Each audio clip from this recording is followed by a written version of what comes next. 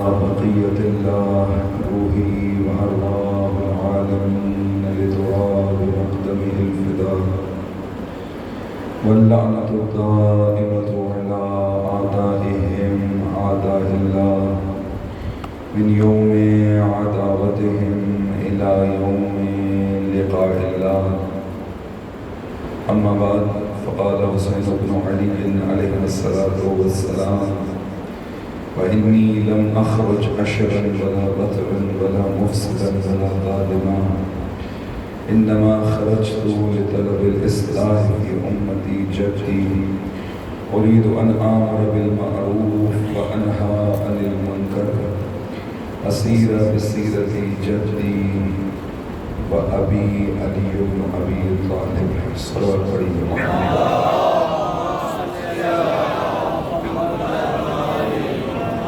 تمام مومنین کی سلامتی کے لیے، خصوصاً زمانے کے امام کی سلامتی کے لیے بلندتر صلوات پڑھیے.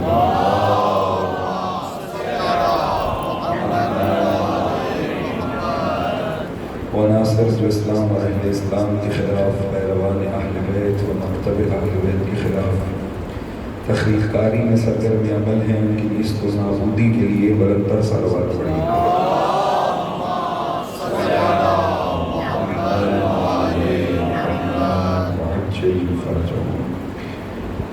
پروردگار کے لطف و عنایت سے سلسلہ مجالس کی ساتویں مجلس کی سعادت ہم سب کو حاصل ہے. بارگاہ پروردگار میں اس عنایت پر شکر گزار ہیں اور اسی کی بارگاہ سے اس جیسی مزید توفیقات کے طلبگار ہیں. خداوند متعال آپ سب کا حضور بانیان کا یہ اہتمام اپنی بارگاہ میں قبول فرمائے. اس عزاداری کو اخلاص و خلوص کے ساتھ انجام دینے کی توفیق عطا فرمائے اور اس عزاداری کو ہماری دنیا اور آخرت کی سعادت کا سبب قرار فرمائے. اب اپنی دعاؤں کی قبولیت کے لیے بآواز بلند صلوات کریے.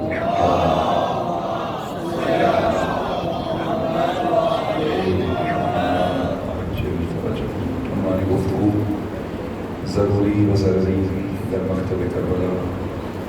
توفیق پروردگار آپ کی خدمت میں امام کے ایک فرمان کے سہارے سے عرض کرنے کی کوشش کی جا رہی ہے کہ قیام کربلا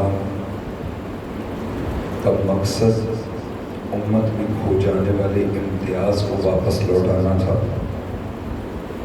ایک تمیز تھی جو امت کھو بیٹھی تھی، اور اس کا سبب وہ حکومت، وہ حکمران، وہ حاکم تھے کہ جن کو مسلسل امت اسلامیہ نے اپنے اوپر برداشت کیا. الہی قانون، الہی قاعدے، الہی حاکم، الہی سرپرست. صلوات پڑھیے.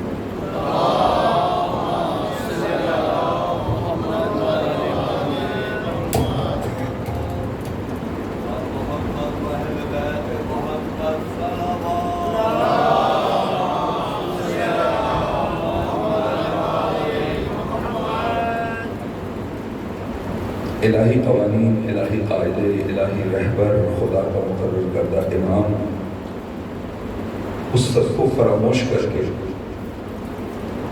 امت نے بہت سالوں کو برداشت کیا، اور اس کا نتیجہ یہ ہوا کہ مسلسل ابتذال آتا رہا، زوال آتا رہا، اور ایک اسلامی معاشرہ جسے رسول اللہ بڑی محنت سے انسان بنا چکے تھے، وہ انسانیت کی قدروں سے پھر سے عاری ہونا شروع ہو گئے.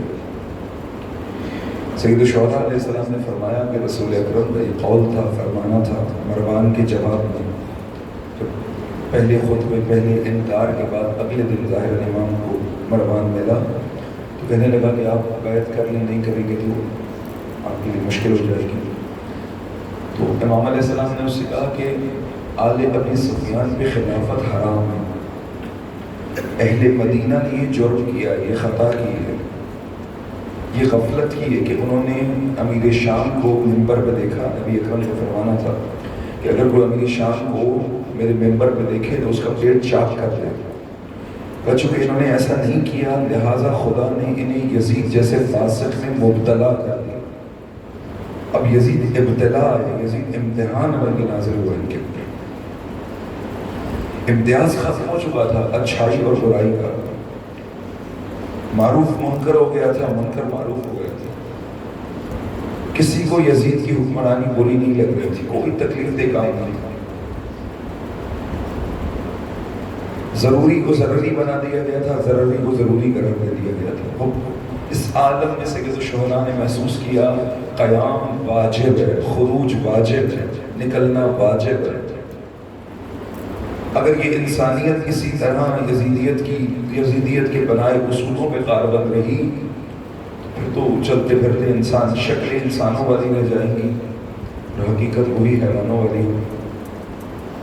بس قیام کربلا کے بعد خصوصاً اہل عزا کا یہ فریضہ ہے کہ آپ اپنی انسانیت کے ہمیشہ محافظ رہیں۔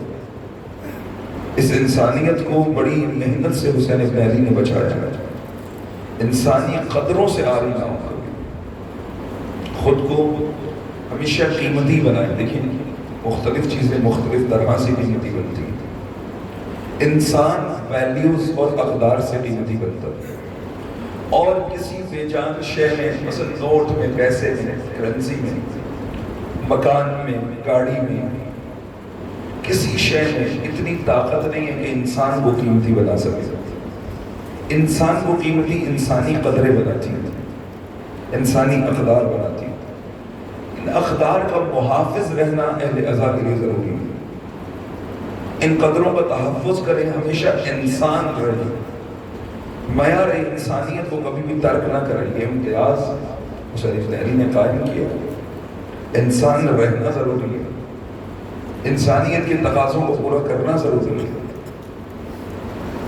فَإِنَّمَا خَرَجْتُ، میں خروج کر رہا ہوں، میں نکل رہا ہوں، لِطَلَبِ الْإِصْلَاحِ فِي أُمَّتِ جَدِّي، تاکہ رسول اللہ کی امت کی اصلاح کروں، اس امت میں ایک انقلاب برپا کروں۔ یہ امت رسول اللہ کا دکھایا سکھایا دین بھول چکی ہے، رسول اللہ کی سکھائی قدریں بھول چکی ہے۔ نبی اکرم نے بڑی محنت سے جو انسانیت ان کے اندر پیدا کی تھی وہ انسانیت ان سے چھوٹتی چلی جا رہی ہے۔ بس جب امت انسانیت سے آری ہوتی چلی جا رہی ہے، ایک قیام، ایک خروج کی ضرورت ہے، اور یہ قدریں پیدا کرنے کا ذریعہ امر بالمعروف اور نہی عن المنکر۔ اگر آج کے زمانے میں کوئی اپنے دوش پر ذمہ داری محسوس کرے، واقعی حسینی بننا چاہے، کردار حسینی و کردار زینبی ادا کرنا چاہے، کہ حدیث عشق تو وابست کربلا و دمشق، یقی حسین رقم کر دیگری زینب، من المؤمنین رجال صدقوا ما عاهدوا الله علیہ ومنهم من قضى نحبه ومنهم من ينتظر وما بدلوا تبدیلا۔ قرآن یہ دو کردار بیان کر رہا ہے، کردار حسینی ادا کرنے والے، کردار زینبی ادا کرنے والے۔ آج اگر کوئی عزم کرتا ہے تو حسین ابن علی بتا رہے ہیں کہ جس طریقے سے تمہیں یہ انقلاب برپا کرنا ہے وہ امر بالمعروف ہے اور نہی عن المنکر ہے۔ تمہیں ہر معروف شے کا امر کرنا ہے، ہر منکر سے بچانا ہے، روکنا ہے۔ اب دقت کیجیے اغیان محترم، معروف کسے کہا جاتا ہے؟ معروف ہر کتاب میں ہم نے بچپن سے پڑھ رکھا ہے کہ امر بالمعروف یعنی نیکی کا امر کرنا، نیکی کی ہدایت کرنا، نہی عن المنکر یعنی برائی سے روکنا۔ لیکن امر بالمعروف ہر طرح کی نیکی کی ہدایت کرنے کو نہیں کہتے، نیکیاں مختلف طرح کی، کچھ عمل ایسے ہیں جو نیکی شمار تو ہوتے ہیں مگر خدا انہیں اس وقت میں طلب نہیں کرتا۔ مثال کے طور پر اگر کوئی شخص ایک پیپر، ایک پرچہ حل کر رہا ہے، مثلا فزکس کا پرچہ حل کر رہا ہے، کیمسٹری کا پیپر حل کر رہا ہے، اور وہ ہر سوال کے جواب میں قرآن مجید کی ایک آیت تحریر کر رہا ہے۔ اب آپ مجھے بتائیے کہ یہ آیت تحریر کرنا اچھا عمل ہے، نیکی ہے یا نہیں ہے؟ نیکی ہے نا، قرآن کی آیت تحریر کر رہا ہے، برا کام تو نہیں کر رہا، یہ برائی تو نہیں ہے، نیکی ہے، اچھا ہی ہے، اچھا کام کر رہا ہے، یہ اچھا کام کر رہا ہے، مگر یہ اچھا کام اسے اس کے مقصد تک نہیں پہنچائے گا۔ چونکہ جو سوال پوچھا گیا اگر اس کے متناسب جواب نہ ہوا تو اس امتحان میں، اس پرچے میں یہ فیل ہو جائے گا۔ بس پتہ لگا کہ بعض اوقات انسان نیکیاں کرتا رہے، اس کے باوجود بھی جب رزلٹ آتا ہے تو فیل ہو جاتا ہے۔ ایسا کب ہوتا ہے؟ جب نیکیاں امام دین کی امامت میں نہ کی جائیں۔ اسی لیے حسین نے کہا تھا حج ترک کرو، آؤ کربلا چلتے ہیں۔ اب حج کی نیکی نہیں بلکہ کربلا کی نیکی کی ضرورت ہے۔ بس نیکیاں بعض اوقات ہر نیکی نہیں، ہر نیکی معروف نہیں کہلائے گی، بلکہ وہ نیکی کہ جس کے اندر اتنی صلاحیت ہو کہ انسان کو اس کے مقصد تک پہنچا سکے، وہ نیکی۔ مثلا اب مثال کے طور پر ہم کیلکولیشن کرتے ہیں نا کہ مثلا خدا تعالیٰ جو ہے وہ نیک عمل کرنے پر 10 برابر ثواب دیتا ہے اور گناہ کرنے پر 1 گناہ۔ تو کیلکولیشن کر کے نتیجہ یہ نکالا کہ چلو پہلے چوری کرتے ہیں، اس پہ تو 1 گناہ ہوگا، پھر وہی چوری کی بھی شے ہبہ کر دیں گے، ہدیہ کر دیں گے، کسی کو دے دیں گے، کسی غریب کو کھلا دیں گے، انفاق کر دیں گے۔ تو کیلکولیشن کا نتیجہ یہ آیا کہ گناہ تو 1 لکھا جائے گا اور نیکی 10 لکھی جائے گی۔ تو اگر 1 نیکی کاٹ بھی دے تو 9 تو ہمارے پاس رہیں گے نا، فائدے میں رہے ہوں گے۔ کیا مزیدار عقل ہے ویسے انسان کی، کیا کمال کرتا ہے، کیسی کیلکولیشن کرتا ہے۔ 9 تو پھر بھی ہاتھ میں رہے گی، 1 چلی بھی گئی تو کوئی مسئلہ نہیں ہے۔ اسی طرح مثلا ہم نیکی کرنی ہے جی، جنت جانا ہے، کیسے جنت ملتی ہے؟ تو نماز کے ذریعے سے جنت مل جاتی ہے، روزے کے ذریعے سے جنت مل جاتی ہے، حج کے ذریعے سے جنت ملتی ہے، امر بالمعروف کے ذریعے سے اور نہی عن المنکر کے ذریعے سے جنت ملتی ہے۔ اب بندے نے بیٹھ کے کیلکولیشن کی، کہا اگر نماز پڑھوں تو میں پڑھ رہا ہوں، مجھے کوئی کچھ نہیں کہے گا، روزہ رکھوں تو میں روزہ رکھ رہا ہوں، کوئی کچھ نہیں کہے گا۔ اگر میں نے امر بالمعروف سے جنت جانے کی کوشش کی، امر بالمعروف سے ثواب حاصل کرنے کی کوشش کیا، تو ممکن ہے اس امر بالمعروف کے نتیجے مجھے تکلیفیں سہنی پڑے، مجھے مشکلات سہنی پڑے، یہ الٹا ثواب کا کباب بن جائے۔ تو بہتر ہے کہ امر بالمعروف کی بجائے نماز کے ذریعے سے جنت چل جائے۔ یہ وہ غلط کیلکولیشن ہے۔ اگر امر بالمعروف نہیں ہوا تو نماز بھی جنت نہیں پہنچا سکے گی۔ اور آپ کے لیے تو واضح ہے کہ وہ نمازیں جو جنت نہیں پہنچاتی، آپ نے دیکھا ہے نا میدان کربلا میں 2 نمازیں تھیں، ایک نماز حسین پڑھ رہے تھے، ایک نماز لشکر یزید پڑھ رہا تھا۔ گویا وہ نماز جو یزیدی پڑھ رہے تھے وہ جنت پہنچانے کی قابلیت رکھتی تھی۔ نماز تو نیکی ہے نا، نماز تو اچھائی ہے، لیکن یہ نیکی بھی جنت نہیں پہنچا رہی۔ کیوں؟ چونکہ اس نیکی میں صلاحیت نہیں ہے، اور دین ایسی نیکیاں طلب نہیں کرتا جن میں قابلیت ہی نہ ہو۔ ایک صلوات پڑھیے برکت محمد و آل محمد۔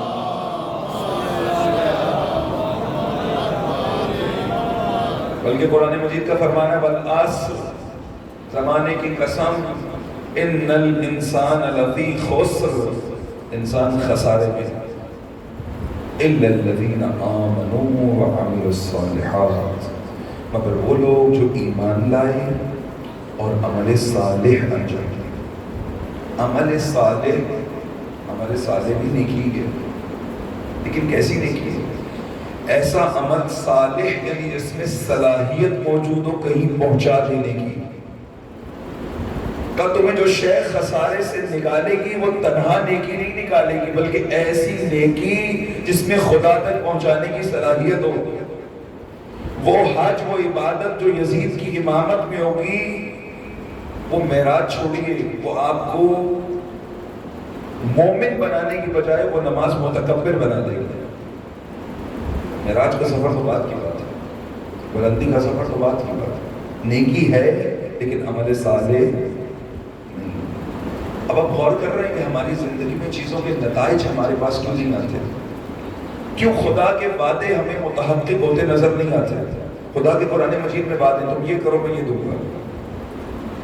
من یتق اللہ یجعل لہ مخرجا، جس نے تقوی اختیار کیا خدا اسے نکلنے کی جگہ دے دے گا، اس کے لیے بند رستے کھل جائیں گے۔ اب ہم تقوی اختیار کیے بیٹھے ہیں لیکن رستہ نہیں کھل رہا۔ کیوں نہیں کھل رہا؟ مشکل ہے، شاید ہم نے تقوی کا مطلب نہیں سمجھا، شیخ مطہری فرماتے ہیں کہ دین نے جتنی چیزیں مقابلے کے لیے ذکر کی تھی، ہم نے ان ساری چیزوں کو مقابلے کی بجائے پرہیز بنا لیا۔ تقوی الہی اختیار کرو یعنی پرہیز کرو۔ شہید فرماتے ہیں یہاں تقوی پرہیز کے معنی میں نہیں ہے، بلکہ تقوی ہر بری چیز سے جنگ کرو، نہ کہ پرہیز کرو۔ جو ہے آپ پہنچ رہی ہیں؟ تقوی یعنی ہر بری چیز سے، ہر برائی سے جنگ کرو۔ کبوتر بلی سے پرہیز کرتا ہے، نتیجہ کیا ہوتا ہے؟ کبوتر بلی کے پیٹ میں ہوتا ہے۔ جیسے بلی کو دیکھتے آنکھیں بند کر لیں۔ ہمیں جو تقوی سکھایا گیا وہ یہی کبوتر والا تقوی ہے۔ من یتق اللہ یجعل لہ مخرجا، دشمن ہے، شیطان ہے، نفس امارہ ہے، ہم سب سے پرہیز کر کے بیٹھ گئے مقابلے کی بجائے۔ اس پرہیز نے ہمیں کیا اب ہم انتظار میں، خدا کا وعدہ ہے کہ جو تقوی اختیار کرے گا اس کے لیے رستے کھل جائیں گے۔ ہمارے لیے رستے کیوں نہیں کھل رہے؟ کیونکہ ہم نے تقوی اختیار ہی نہیں کیا، ہم نے جنگ ہی نہیں کی، ہم نے نفس امارہ سے جنگ نہیں کی، ہم نے شیطان سے جنگ نہیں کی۔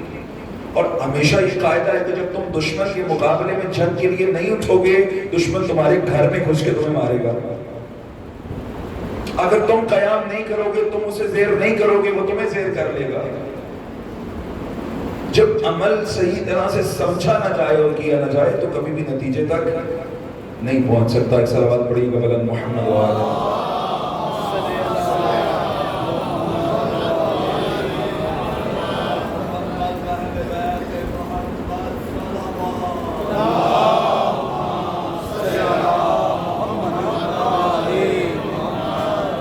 بات میں نے شروع کی حضرت سے مکمل تقوی وقایا سے، وقایا کہتے ہیں ڈھال کو، ڈھال۔ جنگجو چند چیزیں استعمال کرتا ہے حملے کے لیے، چند چیزیں استعمال کرتا ہے اپنے دفاع کے لیے، آنے والے حملے کو روکنے کے لیے۔ تلوار یا نیزہ یا چاقو استعمال کیا جاتا ہے حملہ کرنے کے لیے، زراح اور ڈھال استعمال کی جاتی ہے حملے کو روکنے کے لیے۔ تقوی وقایا سے یعنی وہ ڈھال کہ جو دشمن سے ہونے والے حملے سے انسان کو روکتی ہے، حملہ انسان کے اوپر ہونے نہیں دیتی، اس کی ضرب انسان تک پہنچنے نہیں دیتی۔ ضرب اسے لگتی ہے جو میدان میں جنگ کرتا ہے، میدان میں کودتا ہے، جو جنگ ہی نہ کرے، جو ہار کر بیٹھ جائے، جو تقوی کا مطلب پرہیز سمجھے۔ اب دیکھیے پرہیز کرنے کے باوجود بھی ہم متقی نہیں بن پاتے، کیونکہ پرہیز نہیں، ہمیں ہر برائی سے جنگ کرنا۔ ہم مختلف عادتیں رکھتے ہیں، ہمیں پتہ ہے ہماری عادتیں ہماری ناکامی کی وجہ ہیں۔ خداوند متعال کا جب خدا نے ہمیں پیدا کیا تھا تو اس کا ارادہ یہ تھا کہ ہم میں سے ہر فرد مجتہد بنتا، مثلا ہم میں سے ہر فرد ڈاکٹر بنتا، ہم میں سے ہر فرد ایک بڑی اچھی پوسٹ پر ہوتا جس سے انسانیت کی خدمت کر سکتا، ایک اچھا انسان ہونا، ایک پڑھا لکھا انسان ہونا۔ سب کے بارے میں خدا کا ارادہ ہی تھا، لیکن آیا سب ڈاکٹر بن گئے؟ نہیں بنے۔ کیوں نہیں بنے؟ چونکہ انسان کے بارے میں خدا کا قاعدہ یہ ہے کہ میں ارادہ کروں گا مگر تو نے میرے ارادے میں اپنا ارادہ شامل کرنا۔ جب میرا ارادہ اور تیرا ارادہ مل جائے گا تب تجھے نتیجہ بھی حاصل ہو جائے گا۔ تقوی شیطان سے بچ کر بیٹھنے کا نام نہیں ہے، تقوی شیطان سے جنگ کرنے کا نام ہے، نبرد کرنے کا نام ہے، شیطان کو زیر کرنے کا نام ہے۔ تقوی نفس امارہ سے ڈر کے بیٹھنے کا نام نہیں بلکہ نفس امارہ کا مقابلہ کرنے کا نام ہے۔ اعلان جنگ کرے انسان کی تقوی ہے۔ بس اگر یہ والا تقوی اختیار کریں کہ من یتق اللہ یجعل لہ مخرجا، خدا رستے کھول دے گا، یرزقہ من حیث لا یحتسب، خدا وہاں سے عطا کرے گا جہاں سے آپ نے سوچا بھی نہیں۔ امر بالمعروف والنہی عن المنکر، معروف و منکر کی شناخت ضروری اور ضروری کی شناخت، معروف و منکر ضروری و ضروری، اس کے لیے عقل کا بیدار ہونا شرط ہے۔ میں روز اول سے عرض کر رہا ہوں آپ کی خدمت کہ پہلا ذریعہ جس سے معروف اور منکر سمجھ میں آتا ہے وہ یہ عقل ہے جو ہم اپنی خواہشات کی وجہ سے سلا دیتے ہیں۔ پھر وحی ہے، انبیاء ہے، قرآن ہے، کتابیں ہیں جو خدا نے نازل فرمائی، جن سے پتہ لگتا ہے کہ امر اور معروف کیا ہے، معروف اور منکر کیا ہے۔ وہ ہادیان دین جو خدا نے بھیجے ہیں. 61 ہجری میں حسین معیار ہے معروف اور منکر کا. جو حسین کر رہے ہیں وہ معروف ہے، جو ترک کر رہے ہیں وہ منکر ہے. معیار حسین ابن علی ہیں. اب کیا کر رہے ہیں، کیا انجام دے رہے ہیں؟ وہ نیکی جو حسین کر رہے ہیں وہ عمل صالح ہے، وہ نیکی جو حسین ترک کر رہے ہیں وہ عمل صالح ہے. وہ عمل جو آقا کر رہے ہیں وہ ضروری ہے، جس عمل کو آقا ترک کر رہے ہیں گرچہ بہت اچھا عمل ہو کم از کم اس وقت ضروری نہیں ہے. اسی لیے ضروری ہے کہ انسان اپنی مرضیوں کو اپنے امام کے تابع رکھے. اگر دعوی مولائیت بھی ہو اور مرضیاں بھی ہماری اپنی ہوں پھر قطعاً انسان اپنے لیے ضروری اور ضروری تشخیص نہیں دے سکتا. ایک بلند صلوات پڑھیں گا محمد و آل محمد.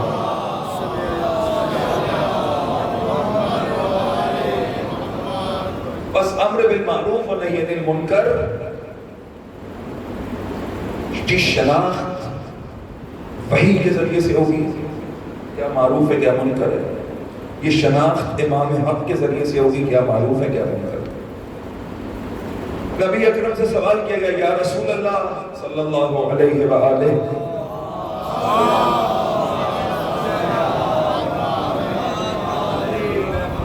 دین کی نگاہ بسم اللہ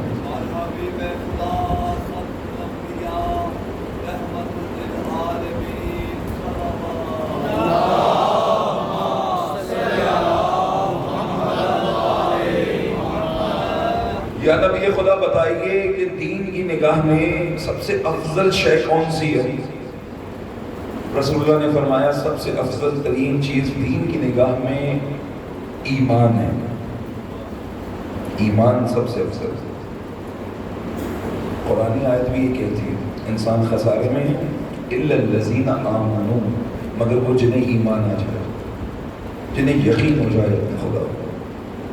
تو سب سے افضل ترین چیز ایمان ہے. نبی اللہ اس کے بعد دین نے کس کو بافضیلت ترین چیز قرار دیے کہ صلہ رحمی،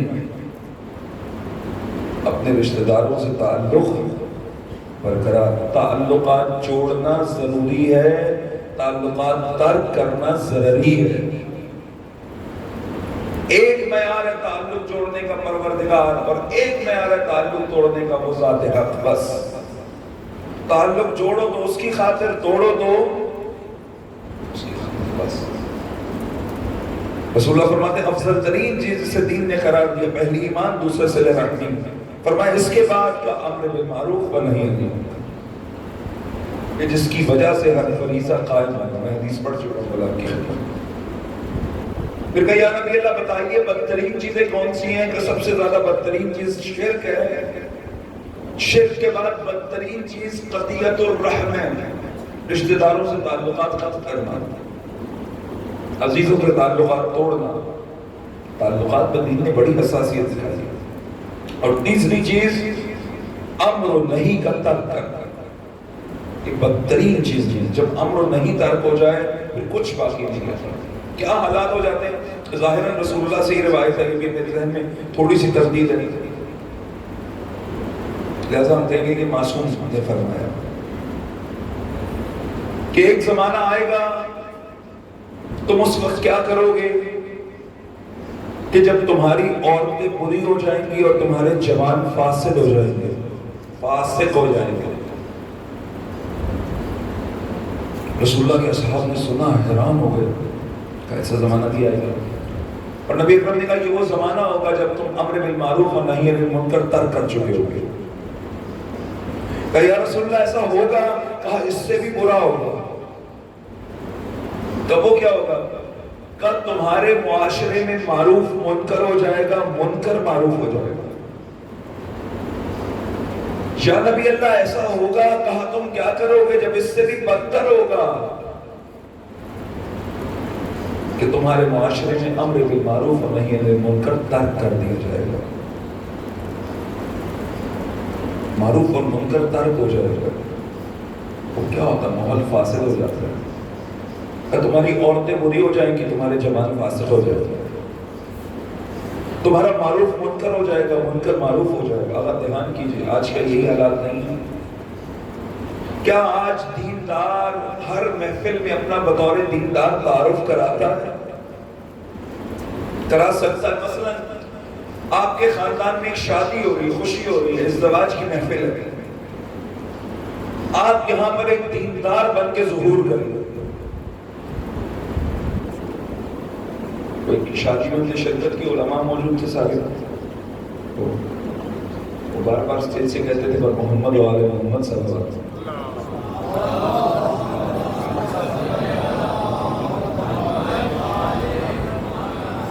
جب کہوں تب نہیں پڑھتے، جب نہ کہوں تب پڑھتے تھے. پھر بلند مل کے صلوات پڑھی.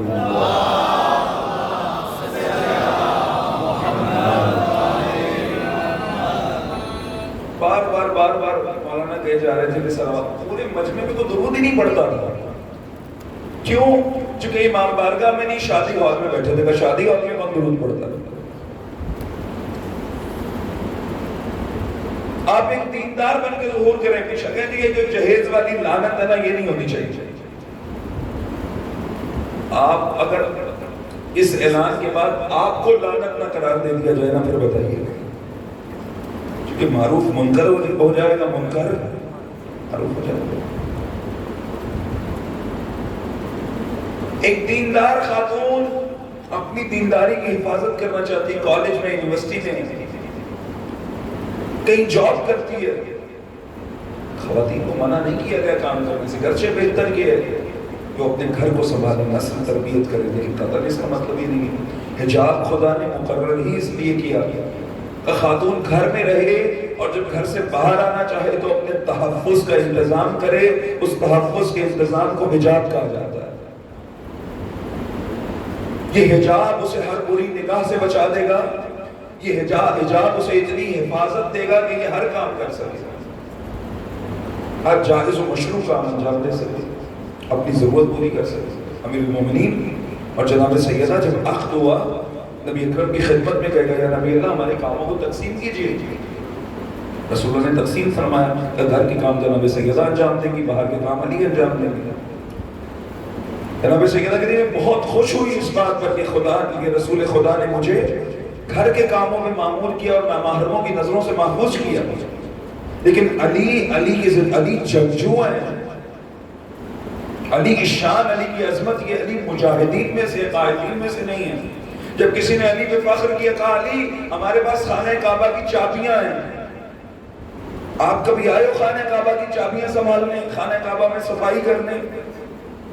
خوب چہل اس کہنے والے نے کہا میں بڑا عظیم ہوں، مسجد کی چابیاں، خانہ کعبہ کی چابیاں میرے پاس ہیں. وہ فوراً آیت قرآن نازل ہوئی فضل اللہ المجاہدین علی القائدین اجرا عظیما.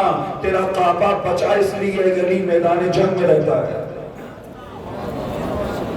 یہ کعبہ محفوظ اس لیے کہ علی میدان جنگ میں، علی جنگجو، علی مجاہد ہے. کیونکہ مجاہد تو ہمیشہ گھر میں نہیں رہتا. پھر گھر کے کام کیسے ہوں گے جب علی نہیں ہے؟ تو جناب سیدہ یہ کام انجام دے گی. بس حجاب، یہ بڑے ظالم لوگ ہیں جو یہ کہتے ہیں کہ حجاب خاتون کے راستے کی رکاوٹ ہے. رکاوٹ نہیں ہے، حجاب رکاوٹیں ہٹانے کے لیے. حجاب نہ ہو تو رکاوٹ ہے، خود حجاب رکاوٹ نہیں ہے، خود حجاب قید نہیں ہے. یہ جو کہتے ہیں کہ حجاب قید ہے لہذا حجاب اتار دو، یہ در واقع اپنے اندر چھپے شیطان کو تسکین دینا چاہتے ہیں. یہ خاتون کی عزت نہیں کرنا چاہتے بلکہ اپنی ناجائز خواہشات کو پورا کرنا چاہتے ہیں. بس شاید اس سے زیادہ کہنا یہاں سے مناسب نہیں ہے. حجاب تحفظ دیتا ہے، حجاب بچاتا ہے، حجاب نظام تقویٰ کا حصہ ہے. اب یہی خاتون کسی شادی میں جائے اور محجبہ جائے گا، مجلس میں تو اجازت ہے تمہیں حجاب کے ساتھ آنے کی، شادی میں کون حجاب کرتا ہے؟ معروف منکر، منکر معروف ہو جائے. مثلا ایک جوان کا تعارف کرا دے، یہ انجینئر ہے، یہ ڈاکٹر ہے، یہ فلاں کام کرتا ہے، ہم خوش. کبھی کسی جوان کا تعارف کرائے گا یہ نمازی ہے اور وہ نمازی کہلانے پہ خوش ہوا. یہ مسجدی ہے، اس کے وجود سے مسجد آباد ہے. نہیں، معاشرے کے معیارات بدلے ہوئے ہیں. معروف منکر ہے، منکر معروف ہے. دھوکہ دیتے ہیں، دھوکہ دوسرے کو، اور آ کے بتاتے ہیں دیکھا ہم نے کتنا کمال کیا، دھوکہ دے دیا۔ معروف منکر ہو جائے گا، منکر معروف ہو جائے گا، کیا کرو گے اس وقت؟ یا رسول اللہ ہم کچھ نہیں کریں گے، جیسا چل رہا ہوگا ہم کہیں گے ایسے ہی چلتا ہے، ہم کہیں گے ایسے ہی ہو گیا۔ پر نبی اللہ کہیں گے کہ اگر تم معروف اور منکر ترک کر دو گے اور کہو گے جیسا چل رہا ہے ایسے چلنے دیا جائے، تو پھر عذاب خدا کے لیے تیار ہو جاؤ، پھر عذاب خدا تمہارا منتظر ہے۔ بس سید الشہداء فرماتے ہیں امر بالمعروف و نہی عن المنکر ضروری ہے، اس فریضے کو انجام دو، اس کو ادا کرنے سے تمام فرائض قائم ہو جائیں گے، تمام چیزیں بہترین ہو جائیں گی، ویرانیاں آبادیوں میں بدل جائیں گی، تعلقات کی ویرانیاں تعلقات کی آبادانی میں بدل جائیں گی، زمینیں آباد ہو جائیں گی، خدا برکتیں نازل کرے گا امر بالمعروف و نہی عن المنکر کے ذریعے سے۔ معروف کا امر کرو، زبان سے امر کرو، کردار سے عمل کرو، اپنے وجود سے عمل کرو۔ بہترین زبان امر بالمعروف کے لیے کردار ہے، جس طرح میں نے عرض کیا تھا کہ بہترین زبان ترویج حسینیت کے لیے کردار ہے۔ کردار کی زبان سے دنیا سمجھتی ہے۔ مجلس کیوں کرتے ہو، کیوں کرتے ہو، کیوں کرتے ہو، ہمیشہ کہتے رہیں گے، ہم ہمیشہ دلیلیں دیتے رہیں گے۔ آپ آسان کام کیجئے، اس مجلس میں بیٹھ کے اپنا حسین کردار بنا لیجئے، پھر اس کردار کو لے کے اپنے دفتر، اپنی یونیورسٹی، اپنے کالج، اپنے اداروں میں، اپنی دکانوں پہ، اپنے ٹھیلوں میں جو کام کرتے ہو وہاں یہ حسین کردار لے کے چلے جاؤ۔ جب دوسروں سے برتاؤ کرو، حسن سلوک اختیار کرو، حتیٰ لوگ پوچھنے سے مجبور ہو جائیں گے کردار کہاں بنتا ہے، جب پوچھیں تو انہیں فرش اللہ کا ایڈریس دے دینا۔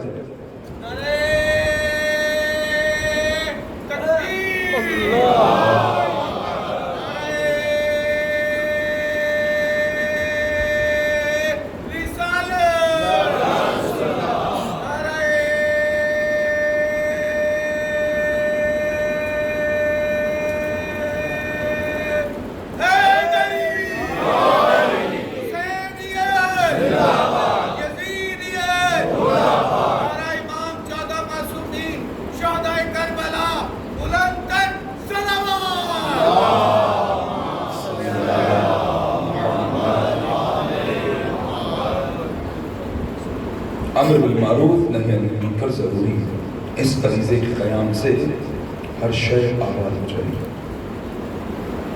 ویرانیاں آبادیوں میں بدل جائیں گی، تمہیں اپنی عبادتوں کا مقصد، عبادتوں کا نتیجہ حاصل ہوتا ہوا نظر آئے گا، تمہارے اعمال بیکار اور ضائع نہیں ہوں گے، تمہاری زندگی کی پریشانیاں حل ہوتی ہوئی نظر آئیں گی۔ معروف کا امر کرنے سے اور منکر سے روکنے سے، اور زبان کردار کی زبان ہے۔ کردار سازی بہت اہم مرحلہ ہے، کردار سازی اگر ہو جائے، حسینی کردار سازی ہو جائے تو اگلے مراحل بالکل مشکل نہیں ہو جائے۔ سید الشہداء کا فرمان آگے بڑھتا ہے اور آقا فرماتے کہ امر بالمعروف و نہی عن المنکر یہ واحد اور تنہا حسین نہیں ہے جو یہ کام انجام دے رہا ہے، کا اسیر بسیرت جدی و ابی، کا دو سیرتیں ہیں جن پہ حسین ابن علی عمل کر رہے ہیں، ایک سیرت رسول اللہ کی ہے اور ایک سیرت میرے بابا علی کی۔ یعنی مولا نے یہ بتا دیا کہ زمانے میں دو سیرتوں کا زندہ رہنا ہمیشہ ضروری ہے، سیرت نبوی بھی زندہ رہے، سیرت علوی بھی زندہ رہے۔ یہ دونوں کردار، یہ زندگی، ان کرداروں کی زندگی ضروری ہے، ان سیرتوں کی زندگی ضروری ہے، اور ان کے مد مقابل جو بھی آئے اس سیرت کا اور اس کردار کا معاشرے سے صفایا ضروری ہے۔ وہ کردار جو کردار نبوی کے مقابلے میں، وہ سیرت جو سیرت علوی کے مقابلے میں ہے، وہ ضروری سیرت ہے۔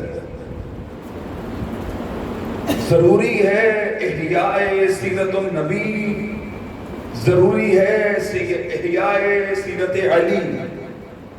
اچھا سیرت علی کی زندگی ضروری ہے، سیرت نبوی کی زندگی ضروری ہے، اور مسئلہ ہی نہیں سیرت کہتے کس کو ہیں؟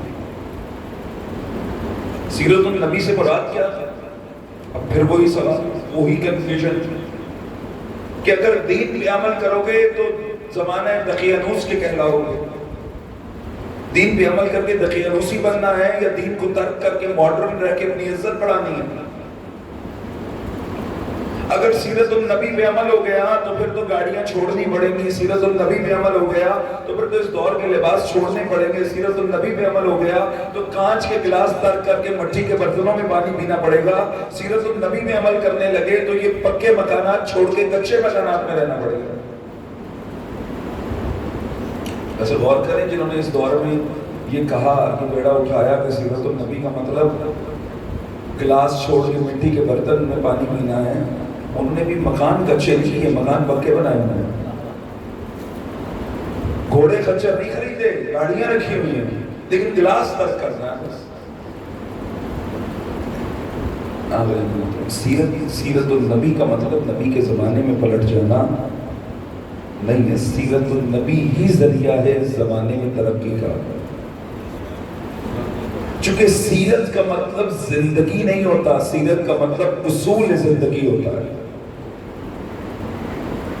زندگی ہر فرد اپنے زمانے میں گزارتا ہے، مگر اس زندگی پر کچھ حاکم قوانین ہوتے ہیں جو ہر زمانے کے آنے والے لوگوں کے لیے قابل عمل و قابل تأسی ہو جاتے ہیں۔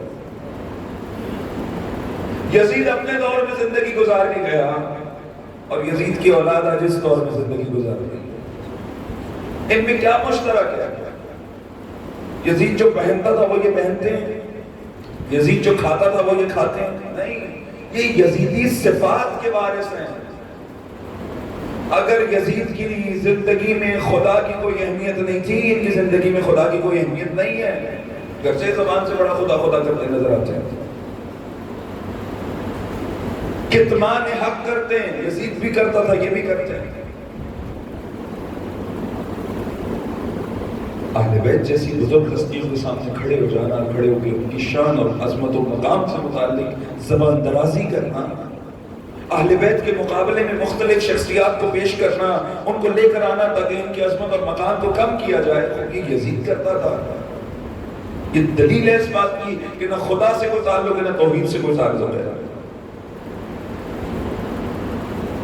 خوب حامل صفات نبوی بننا، رسول اللہ کی زندگی میں، علی مرتضیٰ کی زندگی میں کچھ ایسے قوانین ہیں جو آج کا بشر اپنا سکتا ہے ماڈرن رہتے ہوئے، اپنے زمانے کے مطابق زندگی بسر کرتے ہوئے۔ اور یہ بھی سن لیجئے، دیکھیے ماڈرن ہر اس شے کو کہتے ہیں، ترقی، ارتقاء، ہر وہ شے مترقی ہے کہ جس کی دلیل عقل فراہم کرتی ہو۔ کب ماڈرن ہو جاؤ؟ ایک خاتون لباس اتار دے ماڈرن ہو جاؤ۔ عقل انسانی نے جو ترقی کی، انسان نے ایک بہترین لباس بنایا اور لباس بنا کے پہننا شروع کیا، اپنے بدن کو تحفظ دیا اس لباس کے ذریعے سے۔ یہ عقل، لباس عقل کی ترقی کی علامت تھا۔ اب جو آپ لباس اتروا رہے ہو اور ماڈرن بنا رہے ہو، یہ تو بے عقلی ہے۔ اور ماڈرنزم بے عقلی کا نام، جس چیز کی عقل قائد نہیں کرتی وہ کیسے درست ہے؟ اسے خاتون کو آزاد چھوڑ دیا جائے، بے حجاب اور آزاد چھوڑ دیا جائے، قید کیا، حجاب دیا تو یہ قید ہے۔ اب آپ اس بے حجابی کے چھوڑو، شریعت کیا نقصان کیا ہوگا، خدا کیا عذاب دے گا، سب کو چھوڑو، یہ دیکھو اس دنیا میں کیا عذاب ہوتا ہے۔ آپ بے دین رہو، بے دین رہتے ہوئے دیکھو کہ اس بے حجابی کا اثر کیا ہوتا ہے۔ ایک جوان، توجہ کیجئے گا، ایک جوان جو یونیورسٹی میں پڑھنے کے لیے جا رہا ہے، اس کے گروپ میں اس کی ساتھی، اس کی دوست ہے، اور وہ نامناسب لباس میں ہے۔ اب اس ممبر کی کئی ساری شکایتیں ہیں، میں کسی طرح سے بچا کے دامن اپنا مدعا آپ کی خدمت میں عرض کرنا چاہتا ہوں۔ نامحرم ہے، دونوں جوان ہیں، یہ جوانی تقاضا کرتی ہے کہ ان کے اندر شدید اٹریکشن موجود ہے، لیکن خدا نے یہاں پابندی لگا دی کہ اٹریکشن ہونے کے باوجود دونوں ایک دوسرے کی طرف متوجہ نہیں ہو سکتے، مگر کیا کریں کہ ایک شخص بھوکا بھی ہو اور اس کے سامنے بہترین غذائیں بھی رکھتی جائیں، اور پھر اسے کہا جائے کہ یہ مت کھاؤ، یہ حرام ہے، لیکن خوشبو آتی رہے گی، تو کبھی نہ کبھی تو کھائے گا نا، اور جب کھائے گا تبھی ہلاک ہو جائے گا۔ آپ نے بھیجا تھا حصول تعلیم کے لیے، وہی تعلیم جس کے ذریعے سے آپ نے پیسے کمانے تھے، جس ڈگری کے حصول کے بعد آپ نے ایک اچھی نوکری کرنی تھی اور نتیجے میں آپ کو ایک اچھی تنخواہ ملنی تھی اور آپ نے ایک اچھی زندگی گزارنی. میں نہیں کہہ رہا دینی زندگی گزارنی تھی، میں نہیں کہہ رہا آپ نے علمی نورانیت میں جانا تھا، وہی ڈگری وہی تعلیم جس کے ذریعے سے آپ نے کامیاب ہونا تھا. اب خدا نخواستہ ایک لڑکے کے دل میں یا ایک لڑکی کے دل میں اپنے وہ ساتھی جو نامحرم ہے، خدا نخواستہ اس کی ناجائز چاہت پیدا ہو گئی. اب یہ چاہت کیا کرتی ہے بندے کے ساتھ؟ خبریں پڑھتے ہیں نا آپ اخبار میں، مینار پاکستان سے کوئی کود گیا، کوئی فلاں جگہ سے کود گیا، کوئی فلاں جگہ سے کود گیا. یہ کیا ہو گیا؟ ایک شخص جو زندگی بنانے نکلا تھا، صرف ایک بے حجابی کی غلاظت کی وجہ سے اس کی زندگی ختم ہو گئی. وہ پڑھ نہیں سکا، وہ آگے بڑھ نہیں سکا. کیوں؟ چونکہ تحفظ کے نظام کو ترک کر دیا. چھوڑو کہ خدا عذاب دے گا، نہیں خدا کو تو مانو ہی نہ چلو، لیکن معاشرے میں جو اثرات ہو رہے ہیں اس چیز کے انسان اس کو تو تسلیم کرتے. سیرت النبی کا احیاء اس زمانے میں ضروری ہے. سیرت النبی یعنی جس کے ذریعے سے لوگ قطعاً ماڈرنزم تک نہیں ہوگا. سیرت النبی قطعاً آپ کو واپس نہیں پلٹا دے گی. سیرت النبی ہر زمانے کے حالات کے مطابق خود کو بنانا، لیکن کچھ اصول اپنی زندگی میں قائم کرنا جو رسول اللہ کی زندگی میں تھے. اب وقت تمام ہو گیا ہمارا، اس کی وضاحت کل کریں گے. سیرت ان قوانین کو کہتے ہیں جو انسان کی زندگی میں حاکم ہوتے ہیں. آپ دقت کیجئے کہ اس کے لیے ایک مثال دے رہے ہیں. مثال یہ کہ آج کل قصیدہ سننا، منقبت سننا ہم سب کو پسند ہے، پسند ہونا بھی چاہیے. اہل بیت علیہ السلام کی شان کی منقبت. اچھا، منقبت پڑھنے کی دو صورتیں ہو سکتی. ایک صورت یہ کہ مجھ جیسا انتہائی بے سراہ آدمی منقبت پڑھے، اور ایک دفعہ ایک سریلا آدمی ترابی صاحب جیسا منقبت پڑھے، سلام پڑھے مثلا. مجھے یہ بتائیے کہ کس کا سلام زیادہ اثر کرے گا؟ ترابی صاحب کو زیادہ اثر کرے گا نا. اچھا سورج، اچھا.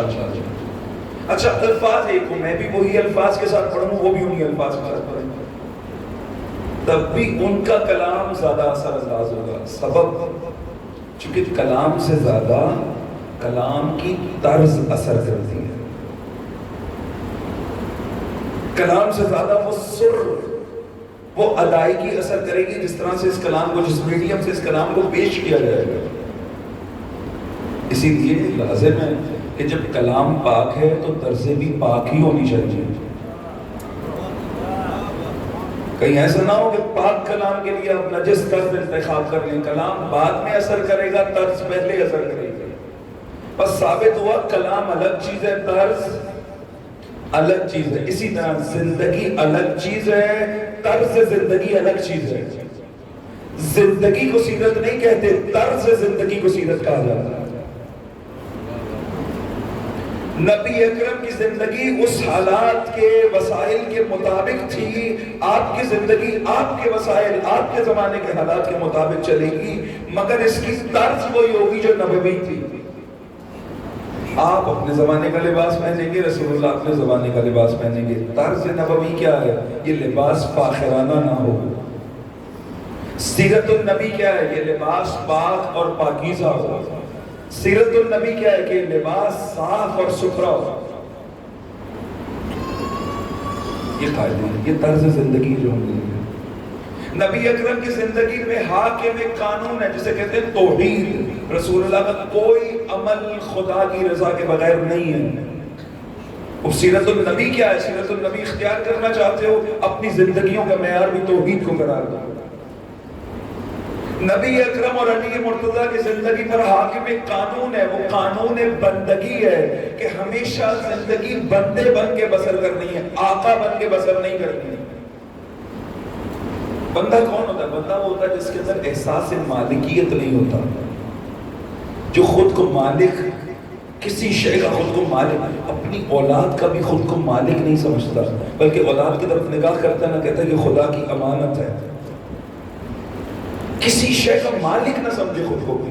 اگر انسان مالک سمجھ بیٹھے، دنیا دیکھے نا، ہر فرد، ہر بندہ مالک بننے کی فکر میں ہے. کتنی دیر کے لیے مالک بنو گے؟ 50 سال کی 60 سال کے لیے تک جائے گی ملکیت اور مالکیت. نہ مالک رہے گا نہ ملک رہے گی، ظاہر ہونے والی چیز ہے. یہ مالکیت کا احساس یہ انسان کو بندہ نہیں رہنے گا، بندہ نہیں بن سکتا انسان.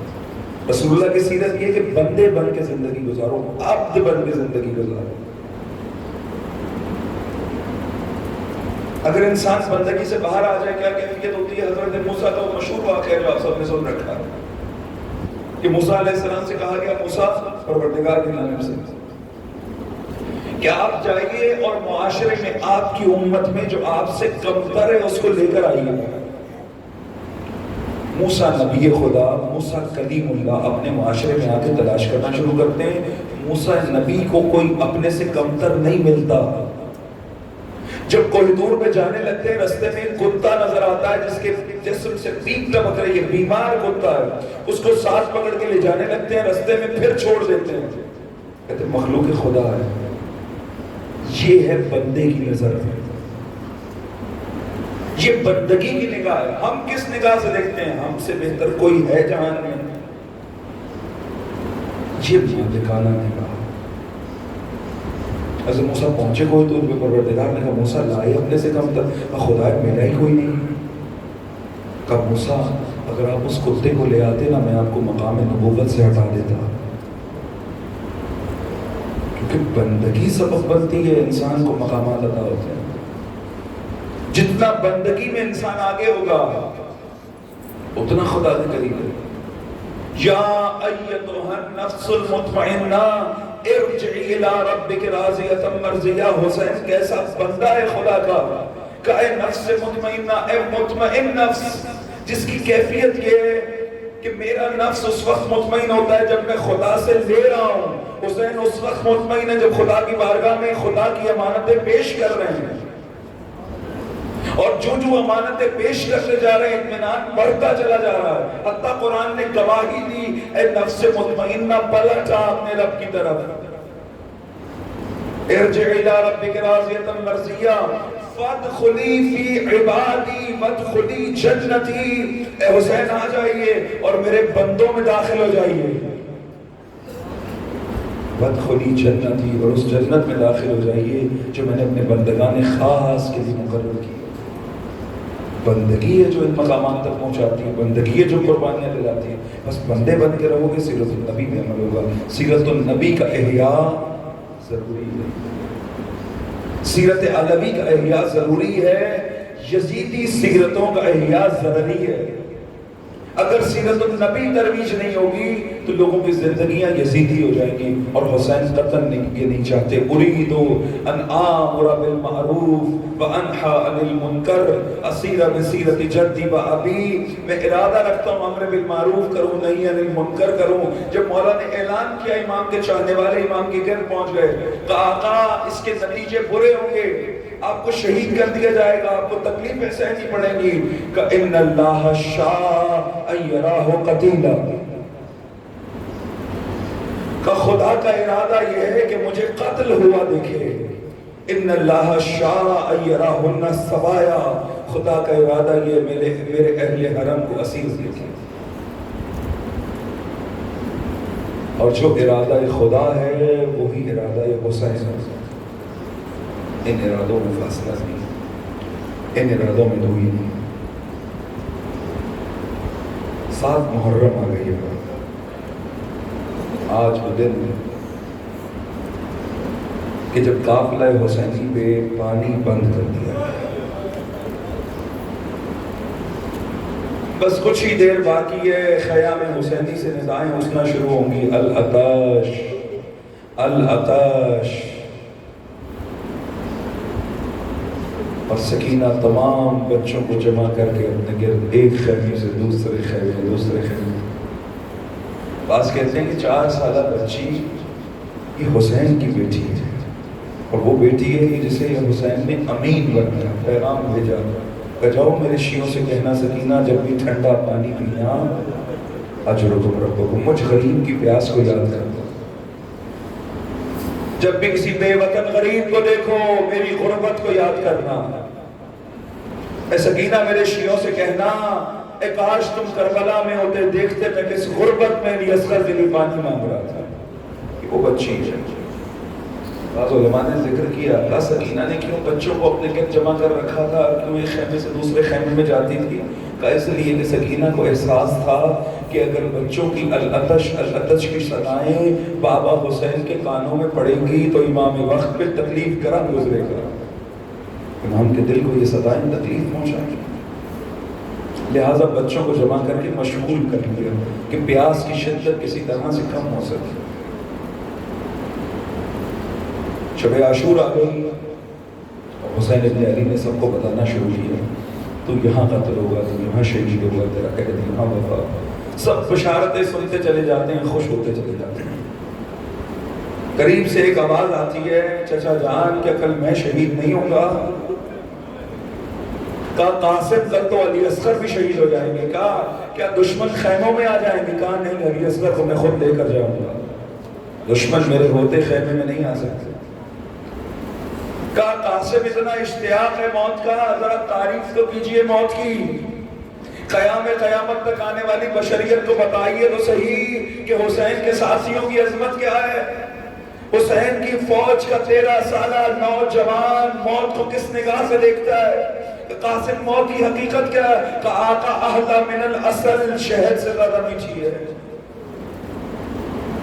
وہ موت جو خدا کی راہ میں ہو، وہ موت جو امام وقت کے قدموں میں ہو، شہد سے زیادہ میٹھی ہے۔ بس روز عاشور آ گئی، اب قاسم سید الشہداء کی خدمت میں، چچا جان اجازت دیجیے۔ سید ابن طاؤس لکھتے ہیں کہ حسین نے چند مقامات پہ کربلا میں بہت گریہ کیا، ان میں سے ایک مقام وہ یہ ہے کہ جب قاسم نے اذن جہاد مانگا، دیکھتے قاسم کو جاتے ہیں، یاد بھیا حسن کو کیے جاتے ہیں، قاسم میں اجازت نہیں دوں گا۔ سید طاؤس نے لکھا کہ حسین نے قاسم کو گلے لگایا اور اس قدر گریہ کیا کہ دونوں غش کھا کے زمین پر گر گئے۔ شاید اس کا سبب یہ تھا کہ حسین جانتے تھے کہ قاسم مجھ سے پہلے کربلا کی سرزمین پر تقسیم ہو جائے گا۔ قاسم نے اجازت نہیں دوں گا۔ اب قاسم پریشان ہے، بابا سے کیا وعدہ ہے، خدا کی راہ میں جان قربان کرنا چاہتے ہیں، چچا جان اجازت نہیں دے رہے، کیا کروں؟ یاد آیا کہ جب آخری وقت میں میرے بابا زہر کی حالت میں تڑپ رہے تھے اور بار بار مجھے اپنے سینے پر لٹاتے تھے، اس وقت بابا نے میرے بازو سے ایک تعویذ باندھا تھا اور کہا تھا جب مشکل وقت پڑے قاسم یہ تعویذ کھول لینا۔ اس سے زیادہ مشکل وقت کیا ہو سکتا ہے؟ قاسم نے تعویذ کھولا، بس خوش ہو گئے، لکھا ہوا تھا۔ تعویذ لے کر فوراً پہنچے چچا کے پاس، چچا جان بابا کی تحریر لے آیا۔ حسین نے لکھا ہوا نوشتہ پڑھا، اے میرے بھیا حسین، کربلا میں تیری مدد کو نہیں ہوں گا، میری جانب سے میری قربانی قاسم قبول کر لینا، قاسم کو میدان میں جانے کی اجازت دے دینا۔ بس ہزاروں نہ جانے حسین نے کس دل کے ساتھ قاسم کو اجازت دی۔ آئے عباس ابن علی کے پاس آئے، عباس تیار کر کے بھیج رہے ہیں، لیکن جب عباس نے قاسم کو تیار کرنا شروع کیا، عجیب قیامت گزر گئی، چونکہ کوئی جنگی لباس ایسا نہیں ہے جو قاسم کے اندازے کا ہو، نہ کوئی خود ہے جو قاسم کو پورا آتا ہے، نہ کوئی زرع ہے جو پوری آتی ہے۔ اس جنگجو کو میدان جنگ میں روانہ کیا، گویا کپٹ پہنا کے روانہ کیا۔ قاسم پہنچے، دشمن سے جنگ کرنے کے لیے مقتل کی طرف پہنچے۔ ایک راوی کہتا ہے میرے ساتھ ایک شخص کا نام شقیق، وہ آگے بڑھ کے کہتا ہے کہ صبح سے میں نے کسی کو قتل نہیں کیا، یہ جوان میرا شکار ہے۔ میں نے اس سے کہا اس چاند کے ٹکڑے کو تو کیسے قتل کرے گا؟ بس قاسم نے جنگ شروع کی، دادا علی کی شجاعت کو زندہ کیا، میدان میں 70 سے زیادہ دشمنوں کو واصل جہنم کیا۔ ایک لعین قاسم سے مقابلے میں آیا جو طاقت میں عمر ابن عبد ود جیسا تھا، روایت کہتی قاسم ایک مرتبہ سین پہ کھڑے ہوئے اور اس طاقت سے وار کیا جو اسے دو برابر کر دیا، اور اس کے بعد فوج اشلیہ میں یقین ہو گیا کہ قاسم کو ایک پہ ایک جنگ کر کے ایک ایک کر کے اگر اس جوان سے لڑیں گے تو فوج ختم ہو جائے گی۔ بس سب نے مل کے حملہ کیا۔ جب مل کے حملہ کیا ایک گرز قاسم کے سر پہ لگا، اس گرز کا لگنا کہا کہ قاسم دین پہ سبق نہیں پائے، اور یہ کہتے ہوئے دین سے زمین پہ آئے چچا جان میرا آخری سلام۔ راوی کہتا ہم نے نہیں دیکھا کہ حسین کب گھوڑے پر بیٹھے کب روانہ ہوئے، اس تیزی سے حسین باز کی تیزی سے قاسم کے لاشے پر پہنچے، مگر اس تیزی کے باوجود حسین کو بڑی دیر ہو گئی۔ جو ہی لاش قاسم پر پہنچے دائیں کے گھوڑے بائیں، بائیں کے گھوڑے دائیں ہو چکے تھے، اور قاسم کربلا کی سرزمین پہ تقسیم ہو چکے۔ اجرکم ربکم اجرکم ربکم۔ اب امام وقت ہے، ایک مرتبہ حسین کی لاش قاسم پہ ندا دی، اے میرے قاسم تیرے چچا کے لیے بڑا سخت ہے، تو مدد کے لیے پکارتا رہے میں جواب نہ دے سکوں۔ اب حسین نے ارادہ کیا لاش قاسم کو اٹھانے کا۔ قاسم کے بدن کے جوڑ کھل چکے ہیں، بدن کے اعضاء بکھرے ہوئے ہیں، لاشا اٹھانے میں آقا کو بڑی مشکل پیش آ رہی ہے۔ اتنے میں حسین پکار کے کہتے ہیں قاسم میں امام وقت کی حیثیت سے حکم دیتا ہوں جہاں جہاں بولو۔ ہر ٹکڑا قاسم سے صدا آئی لبیک لبیک۔ آقا نے لاش قاسم کو اٹھایا، ان کے شہداء تک لائے، ان میں فرما کی تلاش شروع ہوئی، مادر قاسم کہاں ہے؟ دیکھا بی بی پشت خیمہ میں سجدے میں سر ہے، اے پروردگار تیرا چوک میری قربانی قبول کر لیا جو تم رب کو بس عزیزانو۔ اب ماں قاسم کے لاشے پر پہنچی، روایت کہتی ہے جب ام فرما لاشے قاسم پر پہنچی نا، حسین خیمہ میں کھڑے نہیں رہ سکے، باہر چلے گئے کہ خدا کسی ماں کو جوان بیٹے کا لاشا نہ دکھائے۔